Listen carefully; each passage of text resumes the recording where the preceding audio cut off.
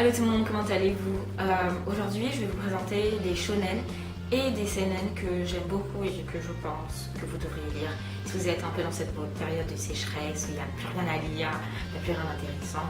Au passage, la plupart, littéralement tous, sont des scans, sauf Black Torch, qui je crois est sorti qui a été publié au travers de Kiyun en France. Un d'entre eux, vous pouvez le lire sur Viz Media, donc en anglais, et le reste sont des scans, je suppose, qui sont que je n'ai lu qu'en anglais et qui doivent peut-être exister en français.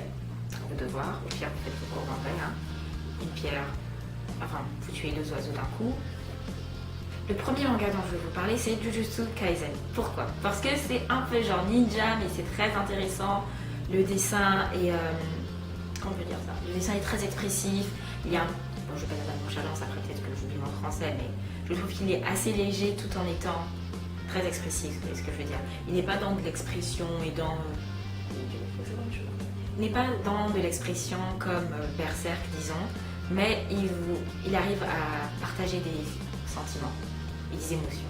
C'est ce que je veux dire. Je vous mettrai des images, allez voir, blablabla.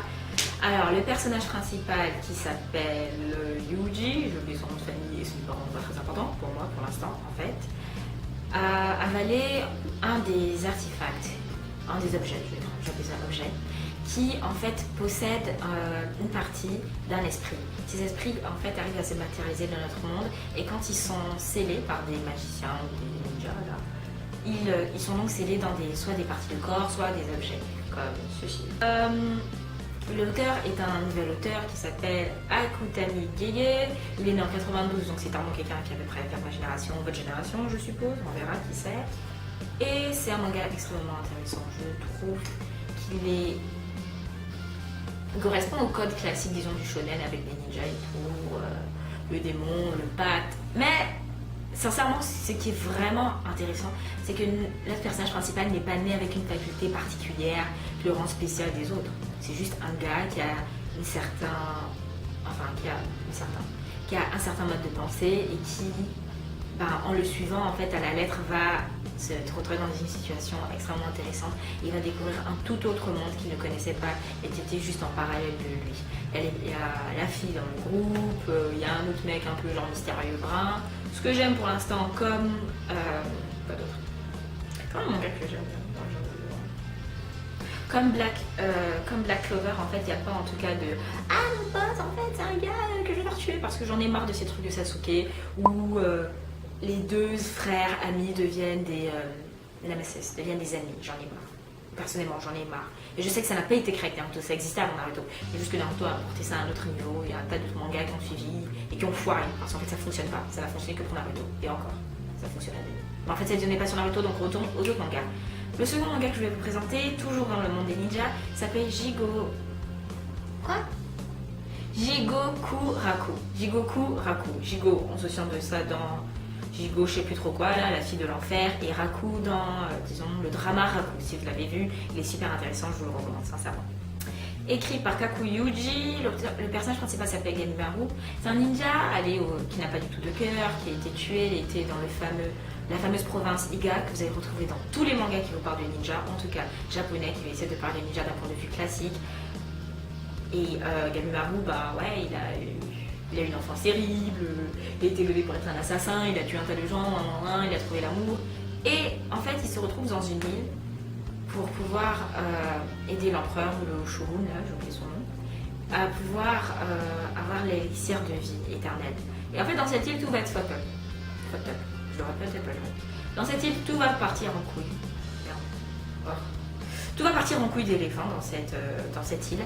Bien sûr, ils seront suivis par, en fait, je récapitule. Alors, t'as une bande de mercenaires, de criminels, même pas de t'as une bande de criminels super méga dangereux qui sont envoyés dans une île pour retrouver un élixir de vie pour pouvoir avoir des millions, de millions, et la liberté. Et avoir toute leur condamnation effacée. Ils sont protégés. Ils sont surveillés par un groupe d'un clan qui s'occupe en fait de faire des exécutions. Lui, il est suivi par une jeune fille qui arrive à se reconnaître, qui doit apprendre à s'aimer, à savoir qui elle est, plus qu'une femme, un être humain, girl power. Moi, ce qui m'intéresse, c'est l'histoire de l'île. Qu'est-ce qui se passe dans cette île? Pourquoi les gens sont comme ça? Sincèrement, c'est ce qui me pousse à continuer à lire. Sans compter le dessin. Sincèrement, j'ai remarqué avec ces ces dernières années, les mangas, depuis disons 2014-2015, ils ont commencé à être dans un trait beaucoup plus léger, beaucoup plus rapide. C'est très expressif, on n'est plus dans du Naruto, encore moins dans du Hunter x Hunter. Bref, moi j'aime ce type, c'est très rapide. En tout cas, je trouve le dessin, ça me pousse à lire encore plus rapidement. Ce manga est sorti en 2017, je pense. Et la façon dont on meurt me rappelle Shiguri. Ça s'appelle comment encore Shigurui. Sincèrement, Shigurui, si vous avez lu ça, c'est ce manga de samouraï. Ouais, faut le lire. Mais ça, oh my god, c'est autre chose. C'est très, très graphique. C'est très graphique, voilà. Et c'est ce manga, Jigoku Raku, qui lui est lisible sur Viz Media. Je vous mettrai le lien dans la barre d'infos. Troisième manga dont je vais vous parler, qui est littéralement mon chouchou, c'est Kemono Jihen. J'aime les mangas qui parlent de folklore, de créatures qui viennent du passé, inventées par les hommes, qu'est-ce qui se passe. J'aime pas trop les délires avec les aliens, je vais pas mentir. Et l'auteur, c'est celui qui a écrit Hades, chasseur de psychodémons, un vieux manga de 2012 si vous vous en souvenez. Le manga n'est toujours pas sorti en France, mais j'espère qu'il va l'être. Le personnage principal est un jeune métis, on va dire, qui était maltraité par sa tante et qui va se faire récupérer par un tanuki. Enfin, par un homme qui en fait est un tanuki. On va vous parler de ce monde où les démons arrivent à s'introduire dans le monde, à se fondre dans notre monde au final et résoudre des mystères. En fait, sincèrement, c'est mon manga préféré parce qu'il y a mystère, folklore, démons. Genre, tout ce que j'aime, tout ce que demande le peuple que je suis. Il y a 5 volumes et il continue. Il existe déjà depuis 2017. Je vous recommande de le lire, ce n'est qu'en scan. Le quatrième manga dont j'aimerais vous parler de 2017 aussi s'appelle Kokuei no Junk. Alors, ce manga au début, le premier chapitre, je me suis dit qu'est-ce que je suis en train de lire? C'est basique, tout est prévisible, il n'aime pas son père, ils n'ont pas la même vision des choses et tout. Mais au final, j'ai pas envie de dire ce qui se passe dans le premier chapitre parce qu'en fait c'est un gros spoiler, mais ça vous permet de comprendre. Mais c'est un jeune garçon au final qui a lui aussi un peu comme dans Black Clover, un pouvoir particulier que les gens n'ont jamais vu et qui va arriver à se faire accepter par ses pairs. Évidemment, je peux dire que ça parce que si je dis plus, j'ai l'impression que je dis le plus intéressant, le plus juicy. Je vous dis déjà tout. Alors qu'il faut un peu garder le mystère. Cinquième manga, qui est notre dernier shonen, c'est Black Torch. Oh, j'aime Black Torch. Je pense qu'ils sont aussi comme des ninjas, je crois. Ouais, c'est aussi dans le monde des ninjas. Donc, apparemment, sur ces 5 mangas, il y a 3 qui vous parlent de ninjas, pour vous dire l'impact a eu un certain cas. Et c'est un manga qui est publié aux éditions Kiun. Il est déjà fini au Japon, il existe depuis 2016. Et sincèrement, j'ai eu un crush quand j'avais lu Black Torch parce que j'avais fini Nora Rion, j'avais lu un tas de mangas. J'étais gazée, je voulais lire quelque chose de nouveau, quelque chose qui allait être intéressant. Et le fait qu'il fusionne avec le chat qui est censé être un démon super méga puissant et intéressant. Et bien sûr, le chat est noir, le tissu c'est Black Torch, les tenues sont magnifiques. Je sais que les gens vont comparer ça aux tenues de Shinjuku no, je sais plus trop quoi, Attack on Titan. Mais je trouve que ça n'a aucun rapport. J'ai déjà vu un tas de mangas qui avaient ce genre de tenue bien avant Shingeki no Kyojin. Je les ai pas en tête, je peux parfaitement les rechercher, mais il n'y a rien de particulier que Shingeki no Kyojin a fait, que Black Torch a copié. Ça, je veux vraiment que les gens le comprennent. Il n'y a rien de copié. Et le personnage principal parle aux animaux, il est très adorable. Il y a la fille, il y a l'autre mec qui a un souci avec son frère. Bref, je trouve que Naruto a quand même donné, et pas que Naruto, mais un tas de mangas des années 90, enfin années 90, début 2000, ont donné un tas de codes au final qui sont en train de former le shonen moderne. Moi, ce que je considère moderne, mes enfants pas considèrent moderne, voilà. Et c'est très intéressant, je vous recommande. Ce qui me gaze là, c'est que je viens d'apprendre en fait qu'il n'y a que 5 volumes. Moi je croyais qu'il y aurait plus. En fait, il faut alors que je lise ce qui est en train de se passer. Et oui, je vous recommande, sincèrement. Si vous vous ennuyez, c'est mon cas, je vous recommande sont à lire. Si tu t'ennuies, t'as déjà tout vu, t'as déjà tout lu, bah si, relance-toi dedans, c'est très intéressant. On passe à la partie des seinen. Le premier seinen, c'est Dolkara, qui est sorti en 2017. Il est très marrant, c'est écrit par Kazuyoshi Ishii. J'arrive pas à dire le personnage. Alors, c'est une jeune fille qui meurt. Aïe, c'est qui? C'est un criminel qui meurt et qui rentre dans le corps d'une jeune fille qui, elle, était en train de mourir. Donc, elle va se retrouver à faire revivre le dojo de son père. Et ce gars en fait a des idées un peu criminelles, mais en même temps c'est un professionnel, c'est un ancien judoka, dont karatéka, je sais plus c'était quoi là.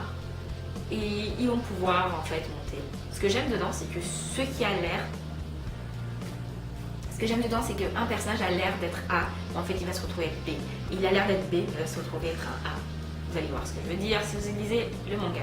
Pour l'instant, il n'y a pas beaucoup de chapitres qui sont sortis en scan, donc en fait j'ai pas trop grand chose à dire à part que.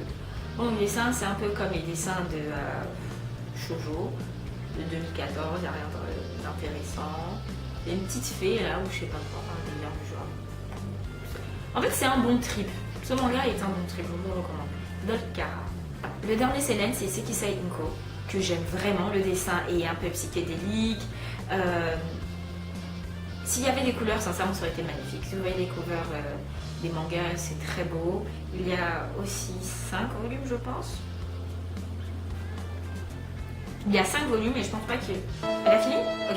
Il y a 5 volumes, c'est fini, ça existe depuis 2013, mais les scans ont enfin commencé à exister récemment. Donc enfin on est au jus, enfin on est au courant de ce qui se passe. Le jeune garçon en fait s'appelle Kaneda. Il a des il a des soucis de mémoire et avec une collègue de classe, avec une camarade de classe, elle est morte, n'est-ce pas? Et ils essayent de savoir pourquoi elle est morte et en faisant cela, ils arrivent à éclaircir, dénouer les mystères qui se trouvent en fait dans les intrigues de sa mémoire. Il est aussi suivi par un personnage qui a une face d'élu, attends, je vais le nom. Et j'aime vraiment les dessins. Sincèrement, le dessin est magnifique, l'histoire est intéressante. Le rythme n'est pas trop rapide, il y a un très bon tempo. Bon, c'est pas de la salsa, de la cha-cha, mais vous avez compris. Je vous relance, c'est ça.